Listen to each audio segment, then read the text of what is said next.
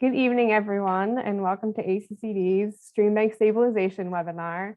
I am Amy Miller, the watershed specialist at Allegheny County Conservation District.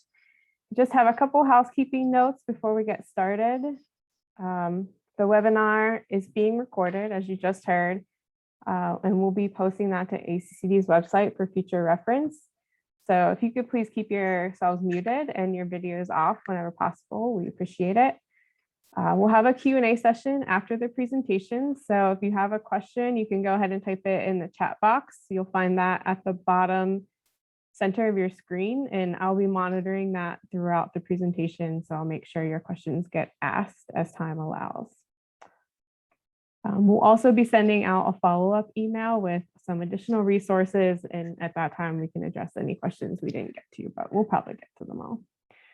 I also want to acknowledge the financial support provided through the MPS mini grant program from the Pennsylvania Association of Conservation Districts through a grant from the PADEP under Section 319 of the Clean Water Act administered by the U.S. Environmental Protection Agency. Through this grant, ACCD will host 3 additional webinars in December and January. The next one is actually scheduled for next Tuesday, December 14th from noon to 1. And it's titled Allegheny County Landslides, Causes, Repair, and Funding. And then we'll have 2 additional webinars in January on backyard soils and watershed planning. So,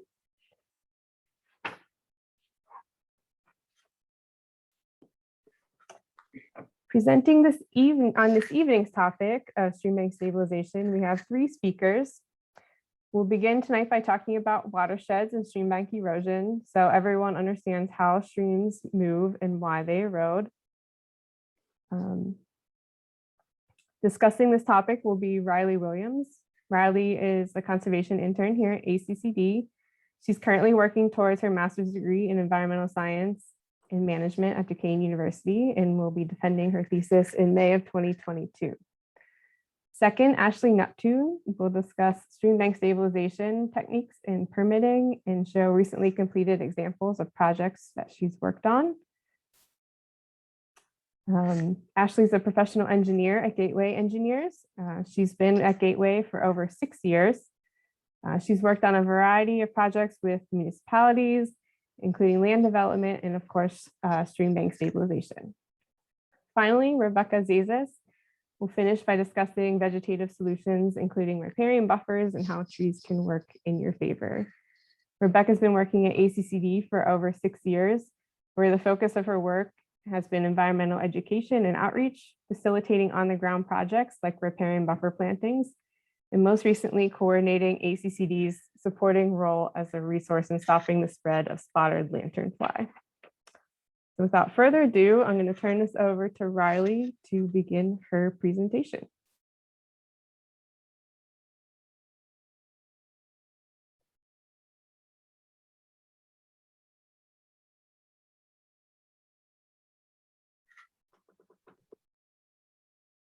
See here.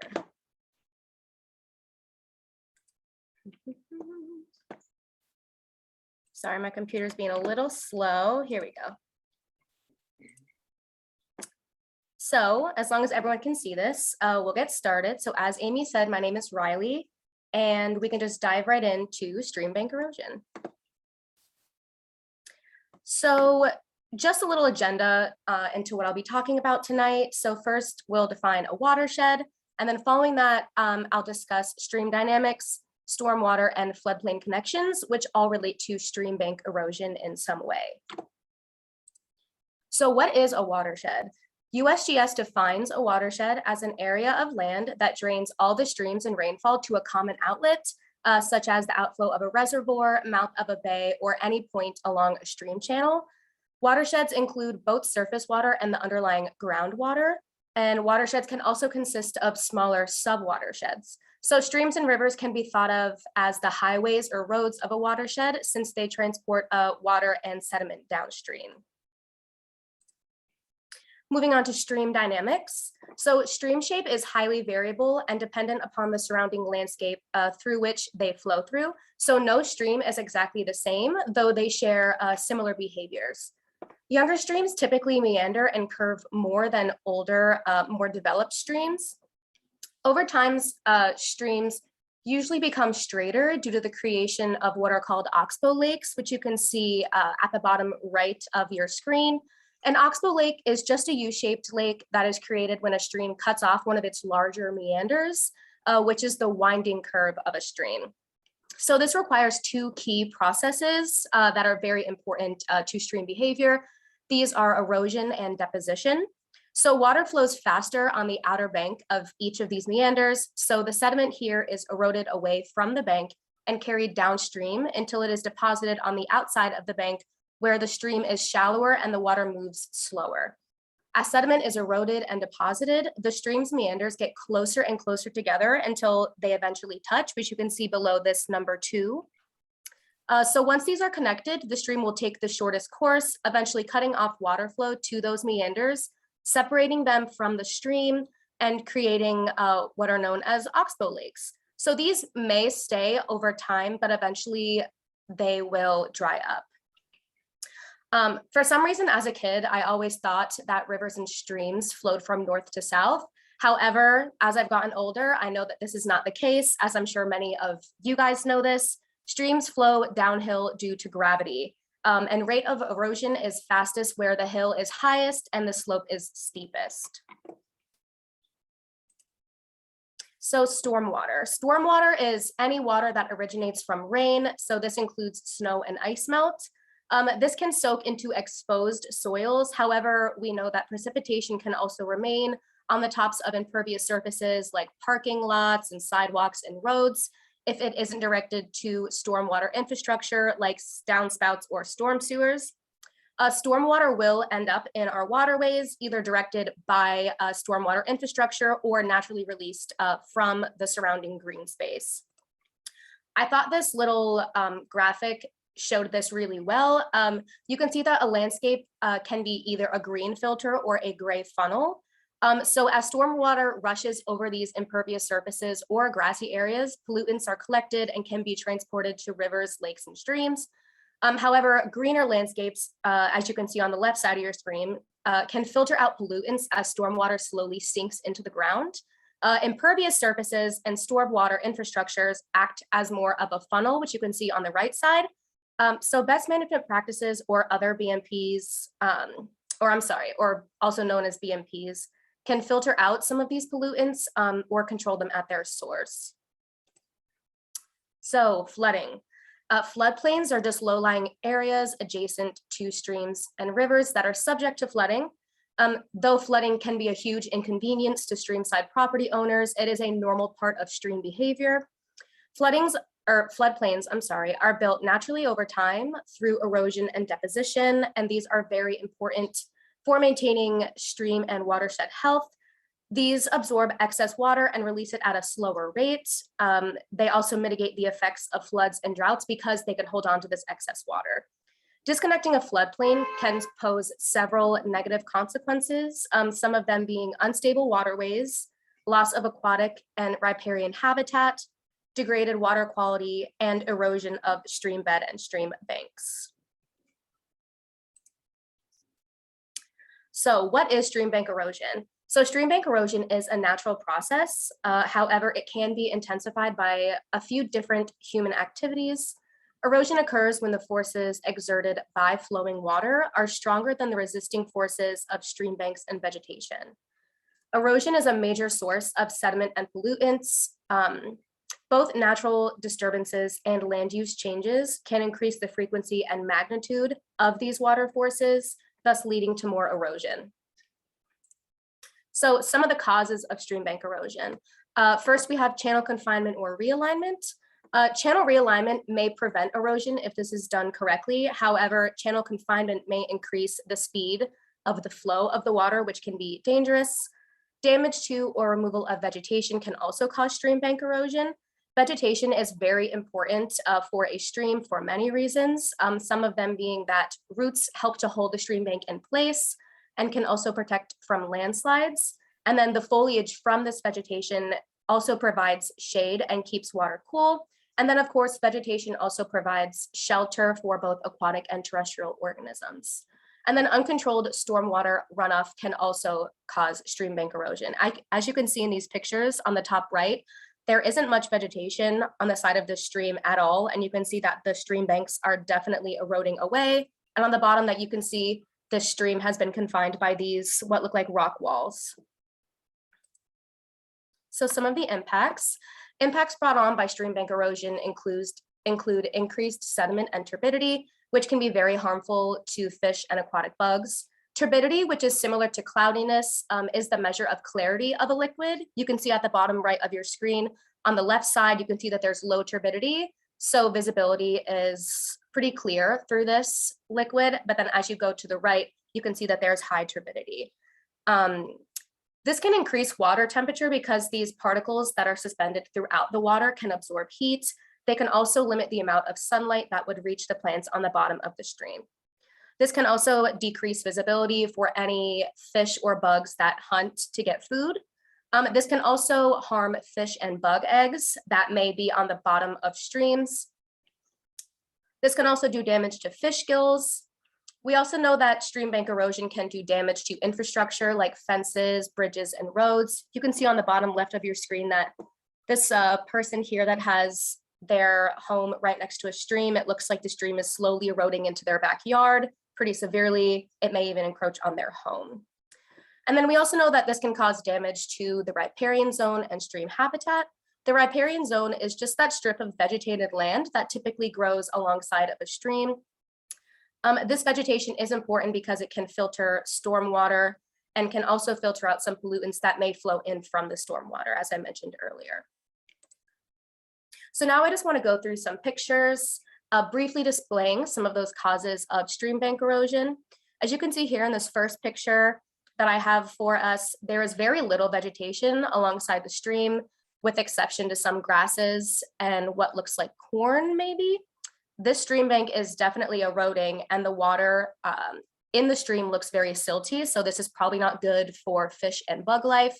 This also poses a problem because there aren't very many plants alongside of the stream to filter out any sort of nutrients like phosphorus or nitrate that may be coming from this farm. In our next picture here, we can see that the stream is confined by cement walls on both sides. There is some vegetation, but not very much. And there also doesn't seem to be much of a floodplain either. So this water here is probably rushing very quickly, which can be dangerous for the community. And then lastly, I thought this was a great picture. I found this actually from a newspaper website based in New York, and I thought it displayed the effects of excess stormwater and flooding really well. You can see that the roadway is almost completely eroded away. They've had to close the road, it looks like. And you can see that the culvert here has been severely damaged. You don't see very much vegetation alongside this road either, except for on the right side.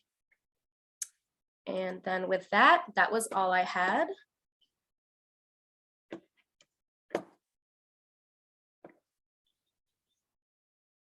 Stop sharing.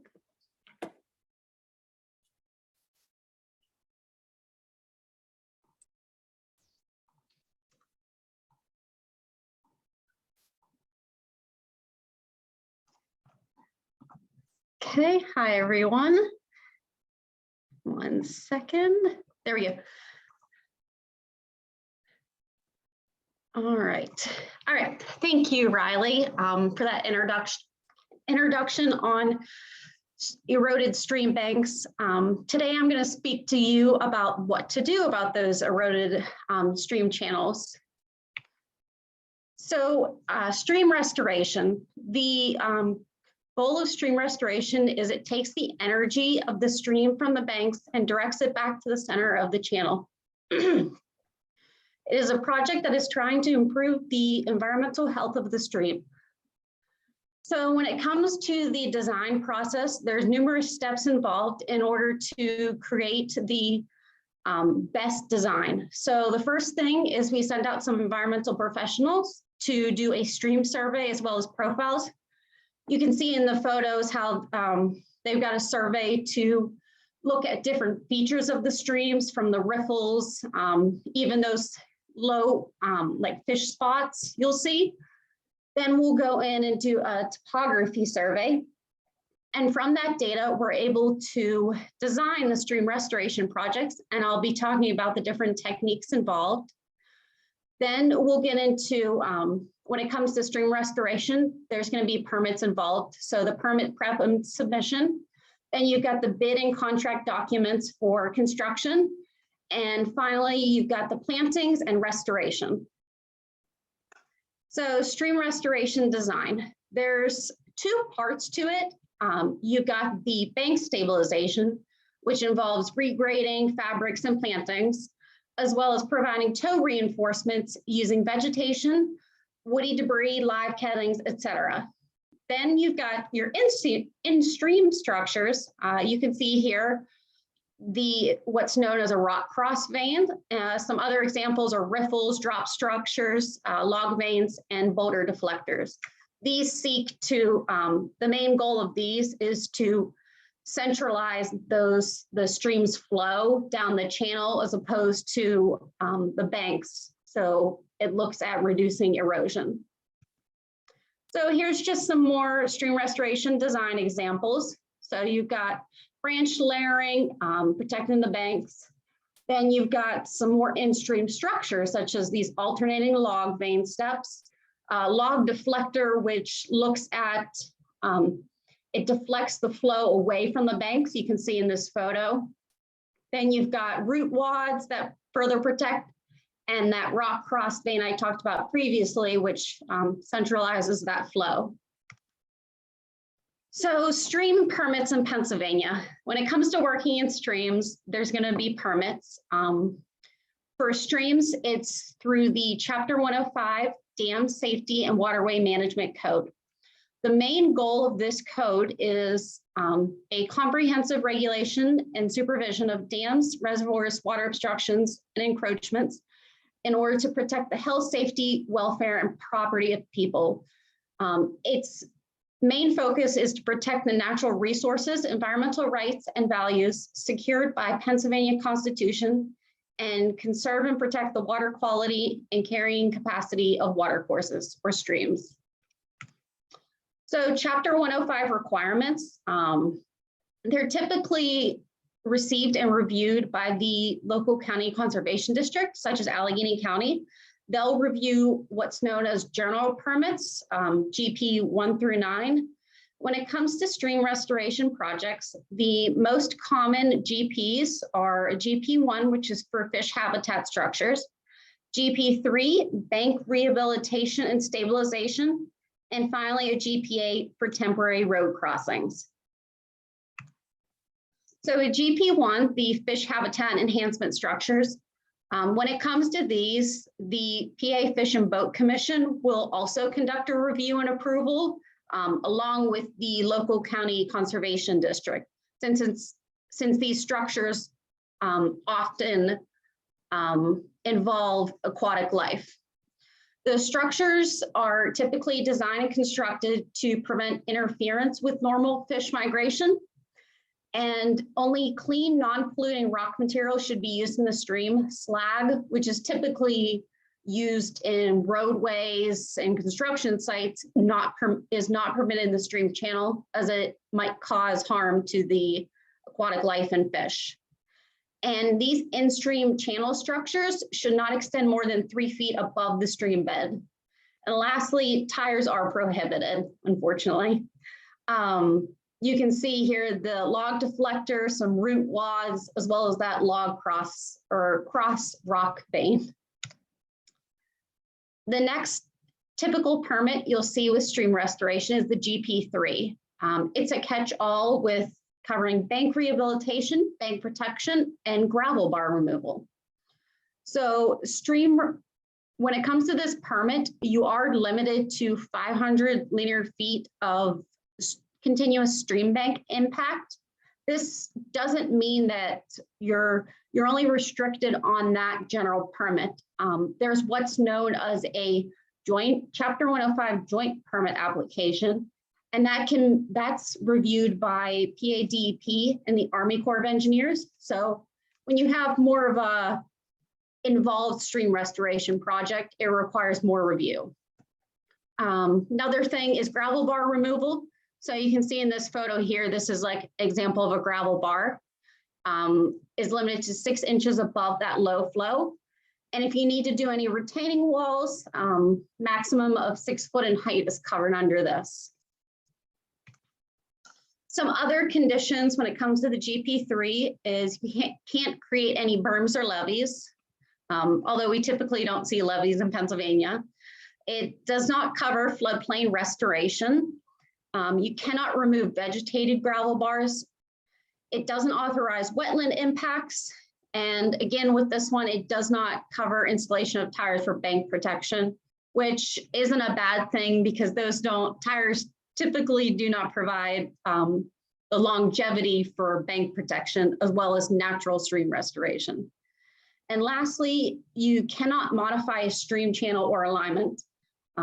As Riley mentioned before, sometimes some streams require that stream channel or stream channel change or realignment. And when it comes to that type of design, then you need that joint permit application through DEP and the Army Corps of Engineers. So the last type of GP I've seen with stream restoration is a GP8, temporary road crossings. So these involves equipment crossings utilizing span mat bridges. It's valid for 1 year from the date of permit issuance. So this does have an expiration, just letting everyone know. And the types of crossings are fords, culverts or flume pipes you can see in this photo for those bigger streams. Timber mat bridges here in this upper right-hand corner. And then when you've got a wetland crossing, you can do wetland mat pads. So this is that same slide I presented earlier on the different stream restoration designs. However, now I have the permits associated for each. So for branch layering, you've got that one's the GP3, the bank stabilization. And these other ones, the alternating log vein steps, log deflector, root wads, and rock cross veins, those are all in-stream structures, so they're GP1s. Here's some other stream restoration design examples. So gravel bar removal, you can see the excess sediment built into the stream channel. That's a GP3. Then you've got a log wall erosion protection. So this is a wall, it's less than 6 feet in height, so it complies with GP3. You've got bank stabilization. So when you've got to regrade those banks back, you can do so under certain conditions with a GP3. And then finally, this is rock toe armoring with, you can see along here, some kind of log, that's a courier log. You may ask, you're like, you don't see any rock toe. The idea behind this stream restoration technique is to provide stability to the stream while also encouraging a natural stream restoration approach. So the rock is underneath that courier log and into the bank, but it's planted over with soil and vegetation. So now I'm just going to go through a couple examples that my company has recently worked on when it comes to stream restoration. I'm going to start with a smaller stream. It's located in Bethel Park, Pennsylvania, Allegheny County. It's in a residential neighborhood. It's right across from a road, as well as you can see here, I think it's a small gas substation. The drainage area to the streams, only 220 acres. So it's near the headwaters of a stream we call Sawmill Run. You can see in these photos, the eroded bank, I like to call it cluttered vegetation. We got some gravel bars. You can see here in the last image how the roots are just exposed and the vertical wall of just the stream bank erosion. So here's the design we proposed included boulder cascades. So you can see here, the project started at the head wall of the stream. So there was a culvert. So we did the boulder cascades to gradually bring the flow into the stream. You've got rock cross veins here near the beginning, as well as near at the end. You've got log rollovers. So this is a log rollover. I'll show images as well. You've got root wads, branch layering, vegetated bank stabilization, and gravel bar removal. So you can see here, GP3 requested for gravel bar removal. We've got some root wads, which is that GP1, branch layering, and as well as you'll see here some regrade the stream bank to a 3-to-1 slope. So that's covered under the GP3 in order to correct those eroded stream banks. So this project was actually recently completed last month. It only took 3 weeks to achieve this level of stream bank restoration. It was only 350 linear feet. Construction costs came in around $95,000, and our contractor, who was the low bidder, was C. Crump Inc. They're located out of Eastern Ohio, so local enough for a stream restoration contractor. And it is important to note, it's important to pick the best contractor, because when it comes to stream restoration, there's not much maintenance associated with it, but the contractor needs to know how to install it right. And that's where choosing the right one is going to get you the best bang for your buck. So you can see here in the first image, those boulder cascades. Then you've got some branch layering, as well as we placed a courier log around there from some rock for some toe protection. And then here in the last picture, you'll see we just did some regrading of the stream banks and vegetation, planted some trees, and hopefully vegetation will come in by spring. So next example I want to go through with you is located in Mount Lebanon, Pennsylvania, which is also in Allegheny County. Bird Park is an existing municipal park. It has multiple trails, as you can see here in a couple photos. This stream is a lot smaller than the previous example. The drainage area is only 75 acres, and that's because it's an urbanized stream with eroded banks and debris obstructions. You can see here there's a log jam. You've got just the trees, the roots are exposed along the banks. There's also, I'll show a picture of how we restored. There's an outfall here. And then you'll see this concrete slide almost. So this is where we did this log wall, that log wall erosion protection. So the design included removing numerous tree debris obstructions, which we actually utilized those trees when we proposed any log deflectors or log veins. We did vegetated bank stabilization, branch layering, log deflectors, and step pools. So you can see here in the bottom image, these alternating log veins, those are reflective of the step pools we created. So we had numerous, we also had gravel bar removal, those alternating log veins. We didn't propose, you can see here, we did not propose any rock cross veins. And that's because the stream had such a meandering channel, you can see as it goes through, that we focused more on protecting the bank. So that's why there's a lot more log veins and log deflectors. So this was completed last September. Construction took approximately 7 weeks. The project was a lot longer than the previous. It was 700 linear feet combined of stream restoration. The construction cost came in about $136,000. And our contractor for this was Ecological Restoration, Inc., and they're out of Apollo, PA, so they're pretty local. You can see here in this bottom left-hand image, these are those alternating log step veins. You can see how it creates those cascading like step pools almost. Then you can see how we just restored the banks, the gravel bars. This is also an image during a less intense storm event of those alternating log veins. Then here we've got the branch layering. So that's those branches sticking out from the ground. So the next project I want to go through is in Fawcett Fields in Shaler Township, PA, Allegheny County. It's also located in a municipal park and trails. So these are the Fawcett Fields and Bird Park. Those are on public property. You can go visit them anytime. This stream, however, is a lot bigger than our previous two examples, with the drainage area being approximately 3,500 acres.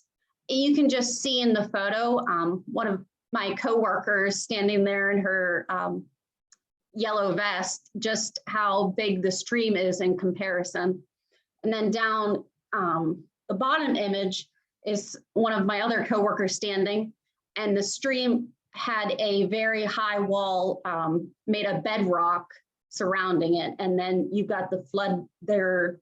Most of the floodplain is on the right.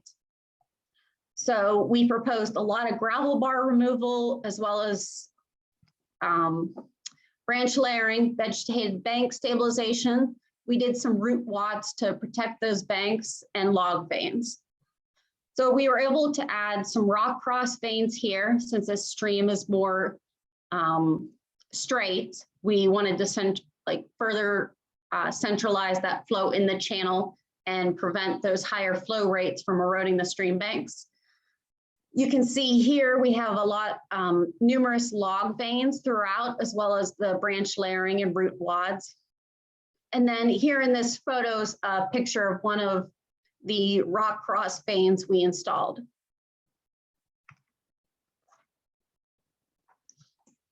So this project is actually just wrapping up this month, and it took approximately 6 to 7 weeks for construction. It was only 520 linear feet of stream restoration combined. The construction cost came in at $125,000, and our contractor was Meadville Land Services, Inc., located in Meadville, PA. This type of project, because of the scale of the stream, just how large it is, was a little bit more costly because of the equipment and pumping and just the work involved with this scale of a project. However, it was worth it in the end, as we combined this with a improved trail access, so others can see the efforts made with improving the stream. You can see we had numerous branch layering throughout the project. And then right down there, you can see the bridge to the public road, and that's where our trail ends.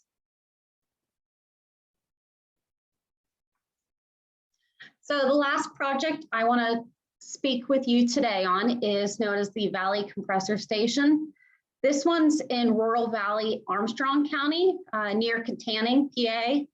It's located along a compressor station in Meadow Fields. The drainage area is similar to the last project at 3,600 acres. And with this one, I know Riley spoke about we want to try and avoid stream channel relocation. However, this one was deemed necessary due to, you can see in this up top photo, what's known as a scour hole. The stream channel kind of created like an island almost, and it wanted to go one way, but the original channel went, had a deep meander, which I'll show in the next slide. So as well as you can see here in the bottom image, how close the parking lot is to the stream. So we wanted to relocate that for the safety aspects. So you can see here just how extremely eroded these banks are, as well as there's debris obstructions such as these gas bridges, they're called, which were removed as part of the project. So our design included rock cross veins, log veins, rock toe armoring, branch layering, vegetated bank stabilization, as well as stream channel relocation. So you can see here in the top design plans, started with the rock cross vein, and this meandering, this is where that scour hole was. So we proposed to shift the stream channel in more of a natural approach to how it wanted to go. So you've got the branch layering in order to protect that stream bank, because that's where it's gonna hit the hardest. Same with over here as the water flows down, as well as getting some log veins. Then as you go further down, we've got another rock cross vein, multiple branch layerings. And then here in the image on the right, this is the other area of stream channel relocation where that parking lot was with all of those, let's just go back one, where the parking lot was, these are known as gabion baskets. So they're just weaved baskets of wire filled with stone. So we wanted to remove those baskets, but also provide the safety of the parking lot. So that's why we shifted the stream channel. So we added rock toe armoring, which I talked about previously. It's more hidden than, it's not exposed rock like the prior design. And lastly, you can see here, we also expanded the stream channel as well as the top of bank to provide more floodplain storage, as well as to go back to more of the stable stream channel. So this construction was recently completed this November. It took approximately 9 weeks, which was on time frame due to the stream relocation, as well as the total length of the stream restoration was about 1,000 linear feet. Our construction costs were approximately $280,000, and the contractor was the same with Meadville Land Services. They did a great job with this project considering the amount of work involved. So this top image, this is where that we relocated the stream channel with that meandering bend. You can see how much more natural the stream flows and just how much more floodplain storage we gained. So you can see we've got the branch layering, and you've got more floodplain storage. You can see in these images below. And then on the bottom image to the right, you can see that same parking lot and how we just shifted this channel slightly, as well as created bank stabilization. And like I said, that rock toe protection is actually hidden. Vegetation should be coming up this spring. So just some takeaways when it comes to streams. We all know streams come in all different shapes and sizes. So stream restoration design is unique and specific to each. In-stream structures such as rock cross veins and log deflectors help slow the velocity of water and decrease bank erosion. Natural channel design approach helps reduce bank and channel erosion, improves in-stream habitat, increases aquatic life, enhances riparian cover, which Rebecca will talk about shortly, and captures pollutants. Stream restoration will require little to no maintenance if it's constructed correctly. And the approximate construction costs that we have seen lately, based on the bids coming in, vary between 200 to 300 per linear foot of stream. So it just depends on the amount of work, whether you're relocating a channel or just adding branch layering. That's all I have for you today. I hope it was informative. I'll stop sharing and move it on to Rebecca. Great, thanks Ashley. Thanks for showing us different approaches and associated permits, and it's great to see this stuff taking place in our area. Thanks.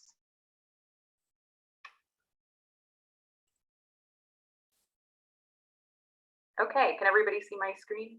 I'm assuming I don't hear any complaints.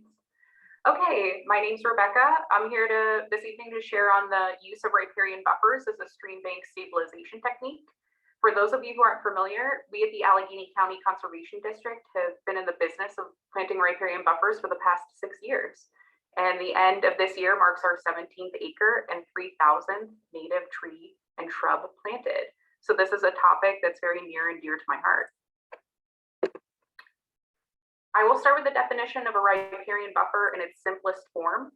It's the strip of vegetation that runs alongside a water body. Riparian is derived from the Latin root word ripa, which means shore or bank, and buffer, which of course is to cushion. In a riparian buffer's case, it cushions against pollutants entering a water body. There can be many types and combinations of plants that make up a riparian buffer, from a grass strip, a meadow, a mix of shrubs and trees, or a mix of all of these.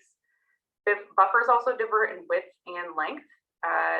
They are so critical to the health of streams and rivers that the state of Pennsylvania has set a goal of planting 95,000 acres by 2025.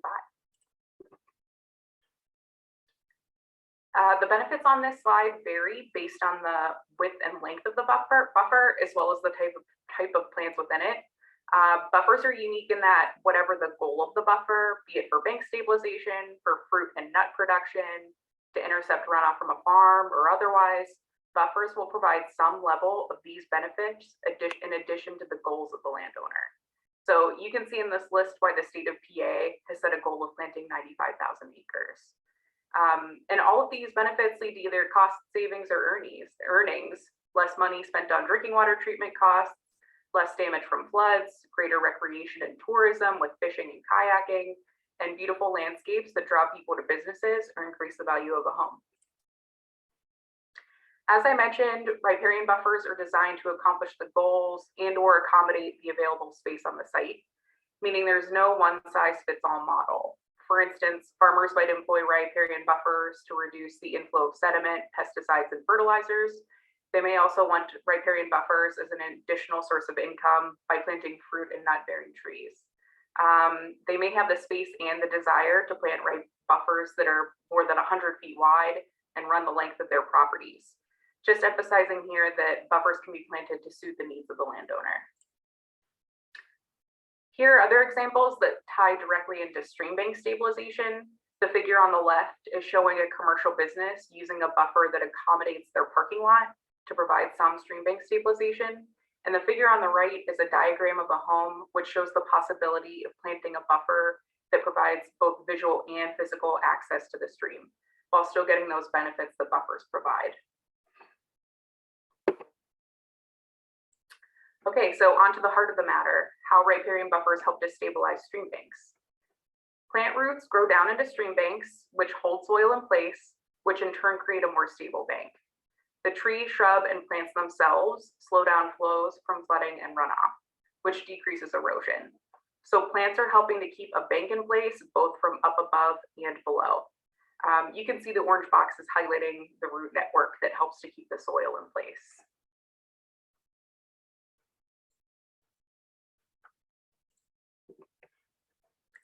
Whatever the specific conditions or goals of a site, I recommend always using native Pennsylvania trees, shrubs, and plants.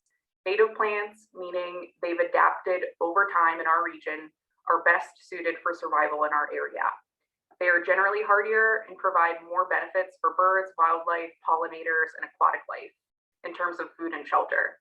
If your primary goal is stream bank stabilization, plant tree and shrub species as close to the banks as possible. Think of those giant root networks you might find on a sycamore securing a stream bank. In this sketch, you'll notice large trees and shrubs close to the stream channel. And again, those roots are helping to keep the soil in place. Also, the wider the buffer, the better the benefits. Some sites do not have the elbow room for a wide planting, but if your site allows it, consider maximizing the footprint of the buffer. More buffer is able to slow and absorb more runoff and floodwaters, which reduces erosion. Lastly, one key measure that helps to protect your investment of time and money is to understand how to properly plant. You'll see in this presentation a few plant options, and each requires a specific planting technique.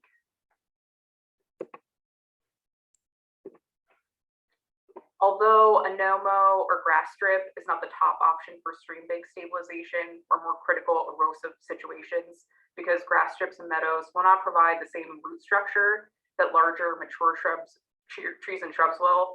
I'd still like to mention this often free option because it might be a good start. And I'd like to take every opportunity to share the message that mowing right up to the bank is not productive. You can allow a buffer to grow naturally into itself by no longer mowing up to the bank. It could be mowed a couple times a year to keep it looking neat or to stop undesirable stuff from growing like Japanese knotweed. Or you can let it go completely and it'll turn into whatever fate has in store for it. This can look messy and upset some neighbors, or again, invasive species like Japanese knotweed or tree of heaven can take over. I highly recommend that some maintenance should still be completed. Ultimately, it's providing more benefits than the zero benefits provided by mowing right up to the stream bank. Oh, whoops. Okay. Now, a few approaches to planting a riparian buffer. Live stakes are by far the cheapest and easiest to plant option out there. Live stakes are dormant cuttings from mature trees like willows and dogwoods, and they can be planted right into the stream bank. This can be a completely free option if you or someone you know, say, has like a willow on their property and you spent time watching a couple videos and reading up on the process. If not, the cost is relatively low to purchase from a nursery. You can plant live stakes right into the stream bank, which is a great option for those highly eroded, steep banks where it isn't possible to plant larger stock and where it's also risky to plant larger, more expensive trees that have a higher likelihood of getting wiped out. This is, of course, a slower growing approach because the planted material is so small, so you have to wait for your investment to mature. But it's a great option to keep in mind. Also, because the cost is relatively low, there's not as much stress when a flood event takes a few of them out. This approach, like every other approach presented here, can be used in combination with other methods. So you can spend a bit more money on larger trees that are planted on the surrounding property and plant live stakes in the bank for extra coverage.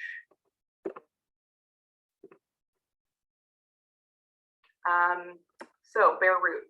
Much like live stakes, bare root or plantings are a great option for keeping costs low and an easy planting job. No excessive digging or heavy equipment is needed. These are young tree and shrub seedlings, usually around 1 to 4 years old. Again, smaller trees, more time is needed for them to establish, but they are relatively cheap and there is less stress if some don't make it.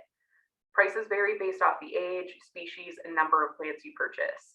The greater the quantity, the lower the price. For example, I purchased silky dogwoods for under $2 each when I bought them in a group of 25.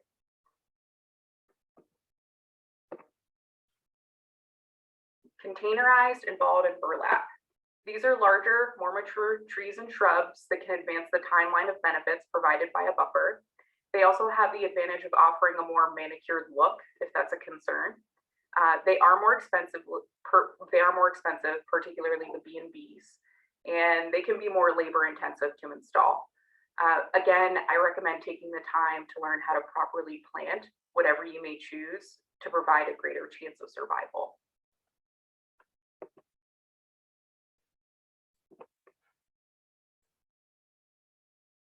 Ashley outlined several awesome Streambank stabilization projects, and some of those incorporated plantings within the plan. Keep in mind that trees and shrubs can be snuck into many projects. This is a photo of ACCD staff planting trees alongside a stream that has undergone a larger restoration treatment.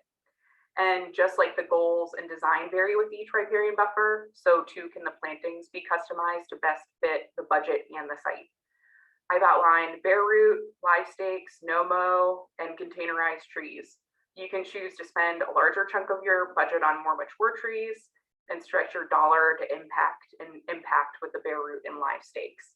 Typically at ACCD, we spend the bulk of our budget on 1 to 2 gallon container trees and spend the remaining portion on bare root stock to stretch coverage.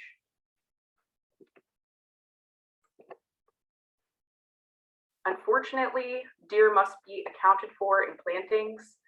Many of you may already be familiar with the havoc deer can cause on gardens and landscaping. We put either a cage or a tube on every single one of our plantings. It's an additional cost, but it is essentially not worth the effort of planting unless you invest in deer protection. There are many projects and do-it-yourself approaches out there, but we have landed on buying rolled farm fencing for the shrubs and shrubbier trees, and tubes for the trees, and pine stakes for the structure. Although it's extra effort and money, it really does pay off. Our plantings do not suffer much from deer browse because of the time we take to install protection.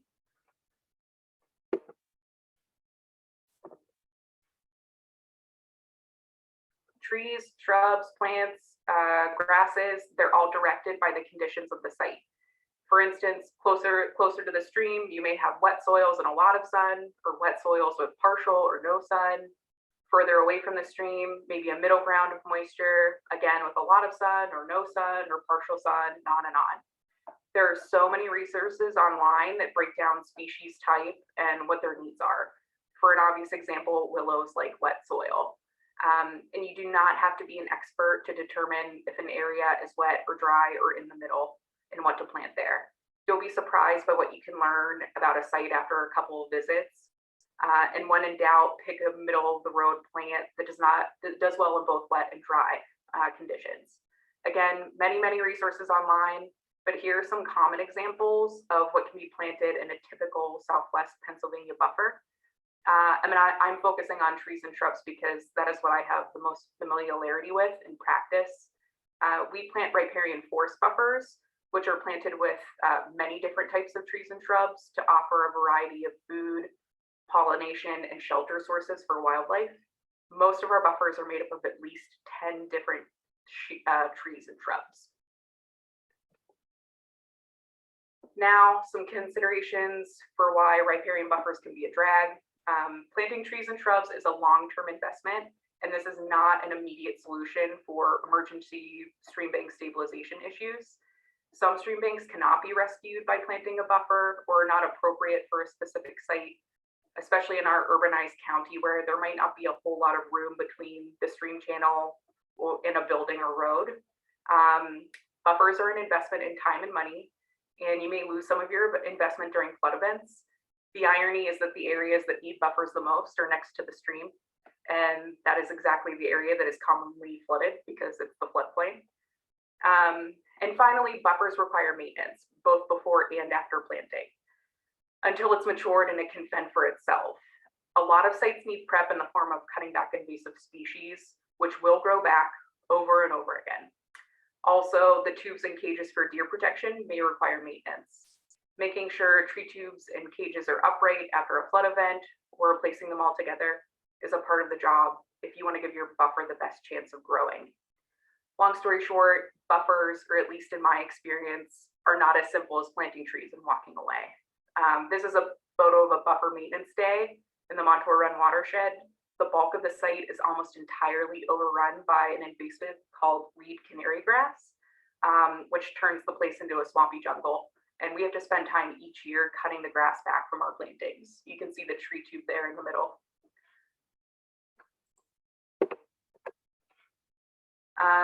Okay, back to the good stuff. Riparian buffers are customizable. They can be designed to meet your goals like stream bank stabilization, budget, and also plant preferences. I personally love red buds and witch hazel and winterberry. And if I had a stream in my backyard, I would include those in my buffer and also plant a lower lying area with a path cut through so I can still enjoy the views and access to the stream itself. If a larger restoration is not possible or not necessary, and you can strengthen your property with just a riparian buffer, it can be done from start to finish by you with no permits required, which cuts down on costs, paperwork, and puts control of the project completely in your hands. You do not need to be an expert to plant a buffer. With a little bit of research online and observation of the property, you can make it happen. And according by a study by the University of Washington, large mature trees on a property can increase the value of your home from 3% to 15%. And you're also preventing your property from being washed away, which certainly adds value.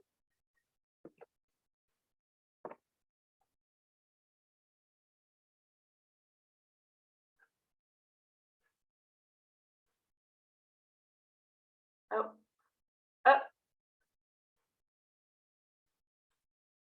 My presentation went away, sorry.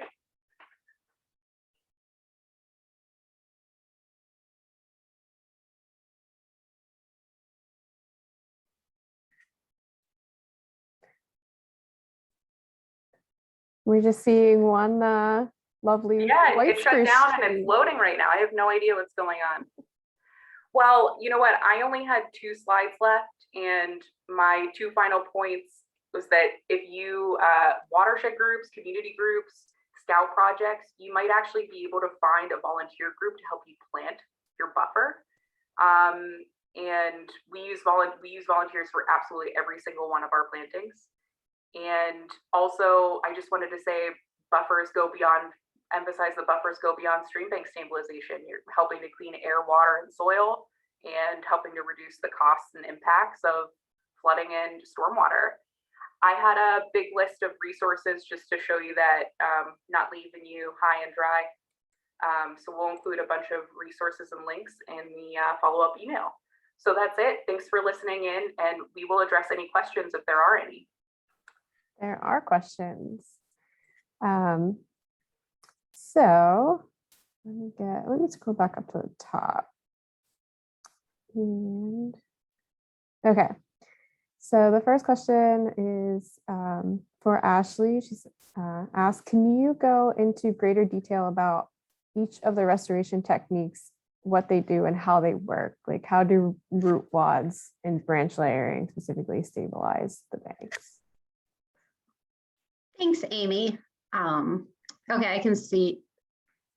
So with the stream restoration techniques, I know I went through a lot of different examples, but there was 2 main categories. You got the in-stream structures, so like that root wad, those just deflect the water away from the banks. So whether it deflects it like a log vein or the root wads, where it just deflects the water, or like a rock cross vein where it just centralizes the flow. The branch layering, that's just a bank stabilization technique. So kind of addressing those eroded stream banks and restoring them to their natural condition. So there's a lot of different stream bank stabilization, so regrading. I hope that answers. I guess there's a lot to talk about with that question. Of course, and you'll also have the recording available too to go back and reference if you kind of missed anything or want to go back and look at any of those restoration techniques that Ashley had mentioned. Speaking of restoration techniques, do you have a favorite? So I would say in the bird park example, those alternating log step veins, I really like how when the stream flows during those storm events, it kind of creates like a waterfall effect. So I'm a sucker for waterfalls. I think it looks very nice. Incorporates all of the senses with the sound. Yes. And yeah. Mm-hmm.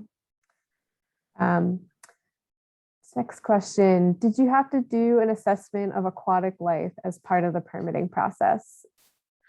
So typically, no. I think that's where the PA Fish and Boat Commission will do their review. They're kind of familiar with the aquatic life, but if it involves like stream channel relocation, like that last example, then sometimes we need to do like a macroinvertebrate survey. But usually those aren't required unless you're filling in a stream channel. So not too often we do those. So as part of the general permit process, no, but if you get into maybe some joint permit work, you may have to do some sort of macroinvertebrate survey, right? Yep. Okay. I'm part of a small town home community. The homes here in Allegheny County since 1989. Recently, the borough above us built luxury homes and clear-cut acres and acres of land. We're in a deep valley all around us. We had an estimate done of $100,000. Is there anywhere to get aid or grants?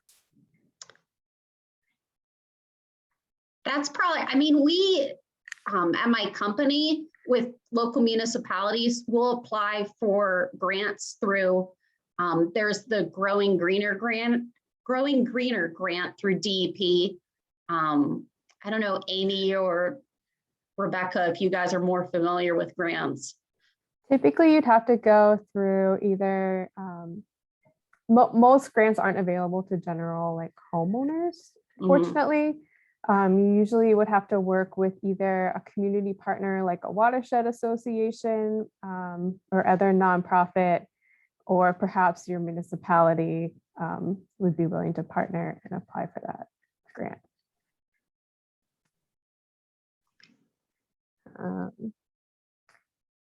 Next question. Bird park restoration seems to be a more natural design.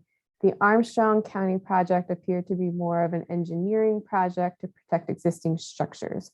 Which was easier to justify to the Conservation District / DEP? Okay, so I guess good question. I would say neither. They were both, I don't know, when it comes to stream restoration, usually local or government entities realize these are positive projects to the environment. So there's not much pushback as there is with, I guess with the Armstrong County one, we had to do a HECRAS study because of how we moved the stream, but there's not much pushback unless you're filling in a stream channel, but these don't propose any of that. That kind of leads into the next question on what design software to use to model the stream. Is it HECRAS? Yeah, so we only use HECRAS for stream channel relocation, or if we're doing more of an intense floodplain reconnection, so grading the banks back to more than 3:1. So we just need to know if there's any potential threat to like life, property, or the environment when we do that kind of grading. But otherwise, most stream restoration projects, we don't have to do a HECRAS. All right, we'll give you a break, Ashley, and go to Rebecca. Okay. Do you plant your bare roots in the dormant season or in the spring for the greatest success? We plant our bare roots at the same time that we plant our containerized trees, which is either spring or fall. So we are just avoiding extreme temps. You addressed this in your presentation, but how do you provide deer protection for plantings? Just want to run through that again. Yep, that is whatever you select. We personally go with tree tubes for the conventional trees and caging for shrubs and shrubbier trees. You can choose to do chicken wire, put it around every single planting. It doesn't have to be, just as long as you're facilitating the shape of the plant. How do you plant an excessively rocky soil like runs along Thompson Run Road? It's very specific. I'm not familiar with that area. Hope that there's somebody helpful with a piece of equipment, because you're not cutting through it with a shovel. We've only had a few sites where it was very, very rocky, and we were lucky to have municipal public works staff helping out with equipment. Yeah, we used an auger, I believe, one time, a soil auger, which helped a little bit. Yeah, so rocky soils can definitely be challenging. How do you deal with stiltgrass invasion? We're working on someone else's property, so we're not spraying. So it really is just man versus stiltgrass with clippers. We just go out there with hedge clippers and we cut a circumference around each of the plantings. And we're about we planted again in 2021, but we planted in 2017, and we actually have some taller bald cypress and willows that are doing quite well. So they're starting to make their own way, but the deer are still a problem. So yeah, we just go around, we cut, and we make sure that we see everything as best we can, because it can get covered. It gets really, really tall. Okay. What diameter of farm fencing protection would you use for the larger container tree / shrub stock? We purchased 4 foot by 100 foot. It's 14 gauge wire rolled farm fencing, and it's at Home Depot and Lowe's. It's everywhere. And if you have a specific product question, I can send me an email and I can send you a link. Yeah, they also sell varying sized rolls if you don't need 150 feet. You can buy Yeah. smaller ones. Is there anything that should be done to handle stormwater drainage into a stream, particularly related to the erosion down steep slopes? I can answer that one. I would say that first project at Sawmill Run, the head wall was like a culvert outfall. So that's where we had those boulder cascades in order to slow down that flow. Because as Riley talked about in her presentation, a lot of stream bank erosion is caused by that uncontrolled stormwater runoff. So when we do a stream survey, we want to see what outfalls are coming into the stream and kind of address the peak flows coming from it, whether it's adding like an energy dissipator, they're called, so those boulders, or just creating a adding plantings or that are deep rooted that can handle those higher flow rates. But each situation is unique. Okay. How does the existence of Pittsburgh red bed geology affect solutions in stream bank restoration?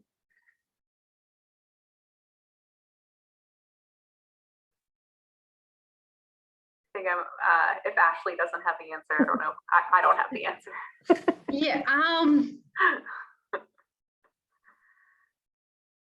don't think we've ever come into a situation where I've heard our designers or myself have our project affected by that.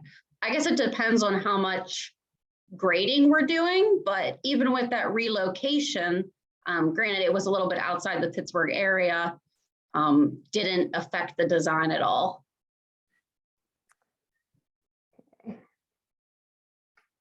Just a comment that PA Master Naturalists love volunteer projects. So if you are out there, and they're also a great community partner as well. Let's see if we have any more questions. All right. We have a small stream that has channeled several feet down over the years of mown grass up to the edge. Now we're working to establish good riparian buffer, but I'm wondering if it's worthwhile to add large rocky material or large woody debris to catch debris / fill the creek back in to some degree.